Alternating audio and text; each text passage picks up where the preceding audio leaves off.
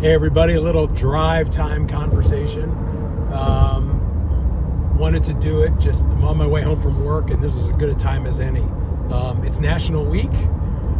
From what I can tell, there are a bunch of there are tables already being set up in Rosemont right now. I am not going to be there. Just a whole bunch of work and personal stuff. I don't know if I'm necessarily jealous that I'm not there. If anything, I'm jealous that my life doesn't have the flexibility that enables me just to like blast off the better part of a week and disappear. Maybe when I retire in a few years, I'll have way more flexibility and time to do it. I think it's less about the jealousy of being at the show, but more so about, man, it'd be just nice to be able to pull the ripcord and just go on relatively spontaneously for multiple days. Just too much work and personal stuff going on. For those of you that are at the National, enjoy. I hope you have a great time, if only for the camaraderie, if not for the cards. I wanted to talk about an issue that I'm sort of dealing with, and I'm wondering if y'all are too. I got back in the hobby, 18 months ago or so, and I am finding that my filter on cards that I deem acceptable to enter into my collection has gotten very strong. Coming from the 80s, for cards that were called near mint, many of those cards are at best excellent today if they were to be graded. Obviously PSA has really strict grading standards. I won't even get into that, but because of that, and maybe from very small snake bites that maybe I've taken since I've come back in, very small, my antenna is just up so high on what I'm thinking is acceptable for me to buy as a card to put in my collection. And some of that is, hey, look, I've been in the hobby. I'm gaining more of an eye, and that's great for me. But at the same time, I sometimes worry it's become so strict. Am I like wringing some of the enjoyment out of the hobby? That's a little bit of a challenge, and especially in the vintage space, where depending how far back you go, these ain't modern cards. Every card damn near has a flaw somewhere. It just depends how hard you want to look and what's acceptable to you. The reason the other aspect that I think that's causing me to think about it in this way, especially with a lot of talk about consolidation that's out there, is I'm finding that I'm buying cards with the end in mind. Like, hey Jim, if you buy this, how are you going to unload it? And it's like, dude, you're not unhealthy. Yeah, you're in your 50s, but you're not dying, to the best of my knowledge. You're not dying in the next year or two, where you have to find a way to sell the card quickly now. I mean, God willing, I got another 20 plus years left in me to do this.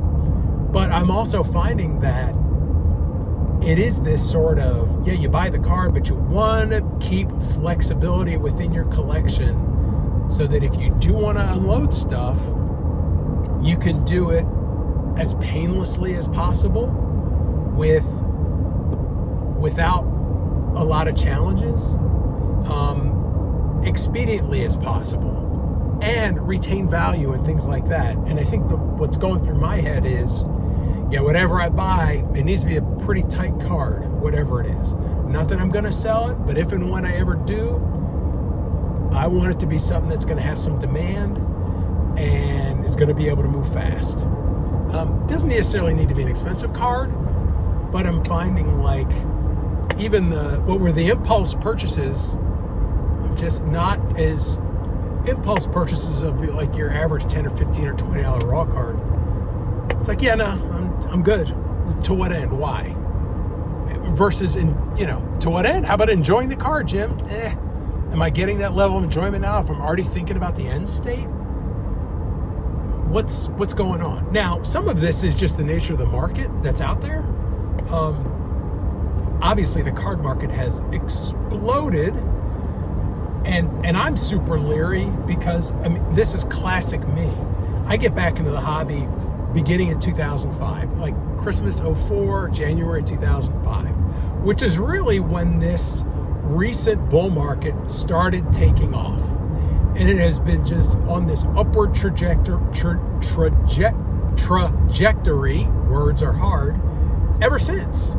And I say this is classic me because I'm that guy that's like bought the stock. I've discovered the stock after all the money's been made in it, right? You get in late.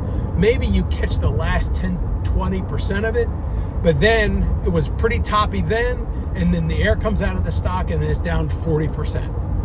And yeah, man, you already missed out. It's like Bitcoin. Now, the people that really made money in Bitcoin, they bought it in 2011. If you're trying to do that thing today, yeah, you're not going to make serious money.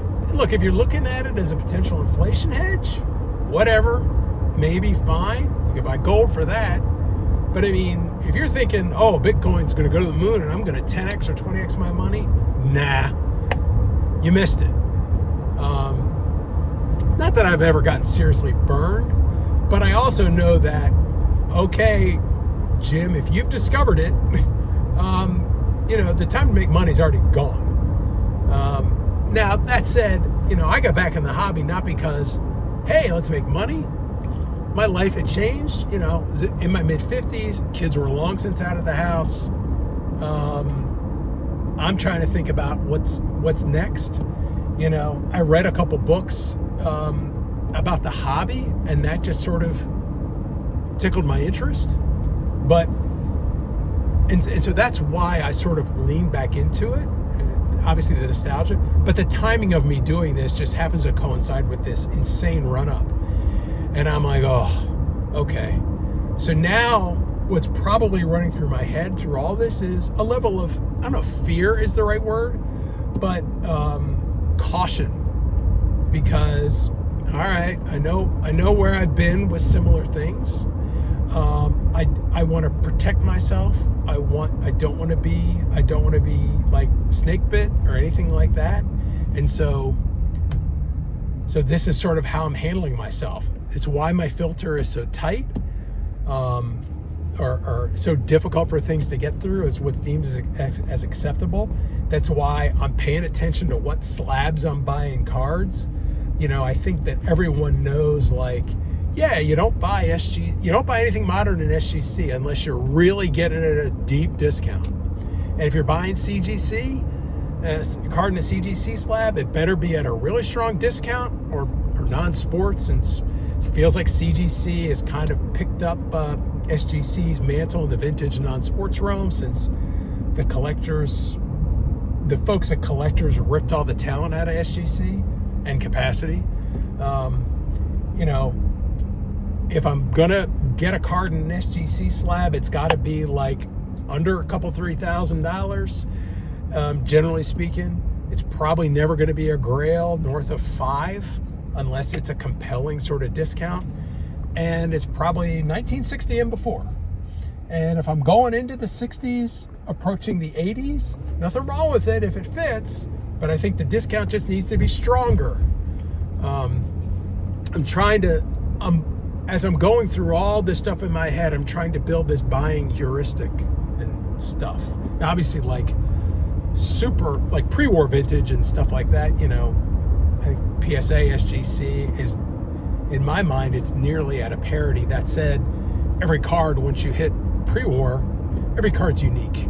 Every card looks different. It's not like modern. It's not like a 1989 score Barry Sanders where there's like 40,000 graded versions and there's like 20,000 or damn near 20,000 graded 9s across multiple companies. But hey, PSA is 25% higher than these other companies. So you go with, in spite of the fact that there's like 4x the number of PSA 989 score Barry Sanders, that's just kind of, you just kind of learn, well, that's where the market's at. It's not even about supply demand. It's what is the market demanding, or what is the market feeling is acceptable.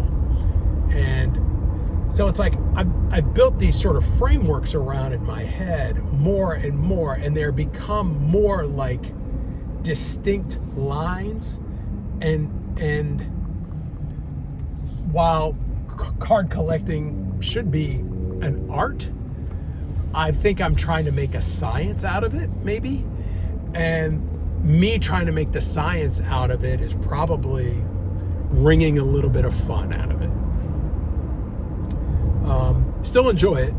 I mean, most of my buying is auctions and eBay, just a few shows. But, I'm looking to go to more shows in the future as time allows. There's a lot of local shows out here that are really kind of picking up steam, which is great down here in Southwest Florida. But that's where my headspace is at today. Next video I'll share. I'm not slowing down on pickups. Next video I'll share some pickups to you. But let me know. Let me know your thoughts. Am I the only one that's operated this way? Is this just a natural evolution that happens when people get deeper into the hobby? And I've got an okay budget for it. I'm lucky enough that I'm in a position where, okay, I can buy a few things. And is this just, no, you're doing what you should be doing. This is right. Or it's like, dude, relax. Take a step back. I don't know. Maybe this is the way it should be. And this is how I should think about it. Because, the dollars can add up. So maybe thinking about it more as a science than an art is like the way to go. But, that's just what I'm experiencing. So thank you all for listening. I'll be talking to y'all real soon.